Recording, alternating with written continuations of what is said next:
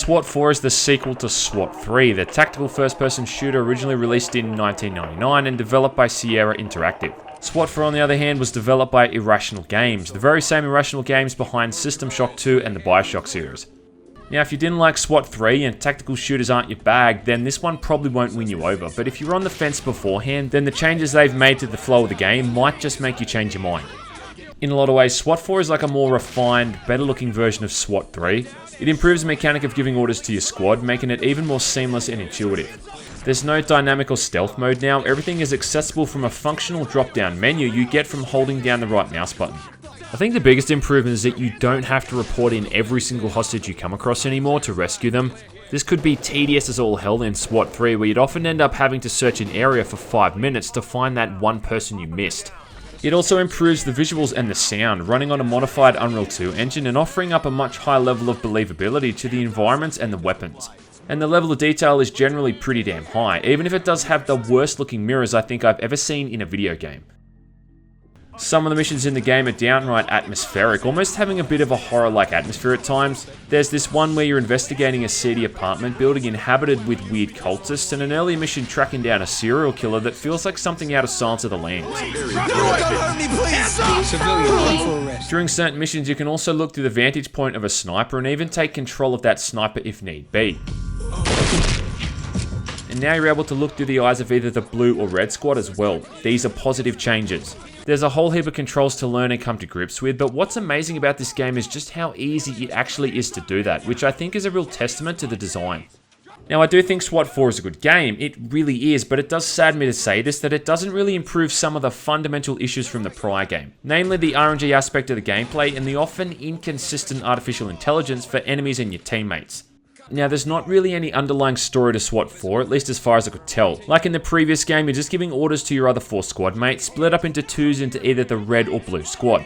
If you play the game as a standard first-person shooter and don't utilize these guys and just run right into rooms, you're gonna die very quickly and very often. Stacking you guys up against closed doors and first throwing in flashbangs or gas grenades is a much safer bet. You have to learn how to do this effectively if you're gonna complete your mission successfully. Again, you can outfit your squad before each mission, choosing from equipping them with assault rifles, submachine guns, shotguns, and a whole heap of tactical items like gas grenades, flashbangs, and the ever-useful Opti Wand. Items can actually make or break a mission too. I mean, if you take underpowered weapons into a mission where you're up against heavily armoured enemies, you can be up shit creek. Even then though, it's not just a matter of shooting everything that moves, you've often got to consider whether or not someone is a hostile or an innocent civilian. And this is kind of what I see as the major problem with SWAT 4, is this over-reliance on the rules of engagement. More so than SWAT 3, SWAT 4 has a real focus on the concept of taking a non-lethal approach and arresting people over killing them. And mission success or failure depends on how you handle this. Luckily, shouting out for people to comply is as simple as pressing the F button by default. Time to move! Drop your weapon! Get those hands up! Get down! Police, drop your weapon! Drop your weapon! I think getting the best possible score for the end of a mission requires you to arrest every single enemy you come across without killing a single one, alongside not taking any damage and securing every piece of evidence you come across and reporting in every suspect and hostage. Now, the issue here is that SWAT 4 is a lot less lenient with this when it comes to actually engaging enemies, even punishing you if you shoot before they've had a chance to surrender. In the game, this is called unauthorized use of deadly force, even penalizing you by taking points off your end level score. What this means is that when you see an enemy, you shout out to them to comply, drop your guns, get your knees, all that kind of stuff, and the enemies are either going to do it, or they're not.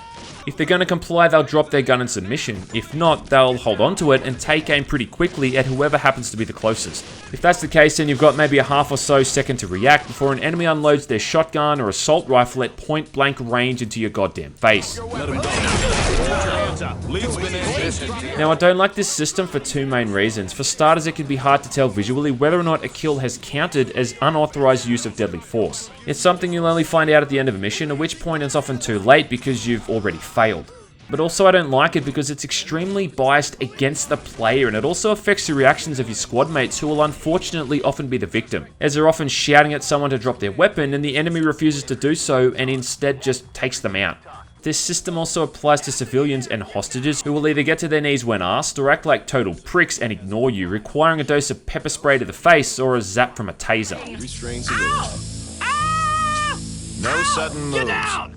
There's certain missions where you're up against a particular terrorist faction or whatever, and they will simply never, ever comply. And you know this, and yet you still have to follow this stupid protocol and essentially let them fire first before you're technically allowed to fire back.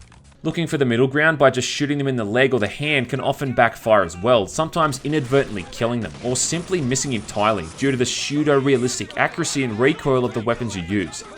Now look, before all the internet weapons experts tell me this is how it's done in real life, I understand that may be the case, but this is a video game. And I don't find it particularly enjoyable to have to make a life or death decision on every scumbag I come across. I mean, sometimes you just want to shoot criminals in the face and call it a day. Quote me on that. Again too, there's no checkpoints, no quick saves or any of that kind of thing, so when you fail a mission, it's failed. You could be chasing after the last enemy in the level and be killed, and it's back to square one sunny Jim. After spending 15 minutes routinely opening each door with a coordinated entry, checking every single corner with your Opti wand, it can be a little bit irritating to fail. I see the cops. Police, get them! Like SWAT 3 before it, a lot of the difficulty in SWAT 4 again falls on the RNG aspect of the gameplay. Hostages will always be in different places, and so will the enemies, and sometimes, you just get unlucky. I've seen a thug with a pistol take out 3 of my guys in a matter of seconds as an example, and please don't try to tell me that's realistic, because it's not. The RNG thing's a double-edged sword because it does add a lot to the replayability, but also in the sense that you end up having to replay certain missions over and over because the game might have dealt you a crappy hand.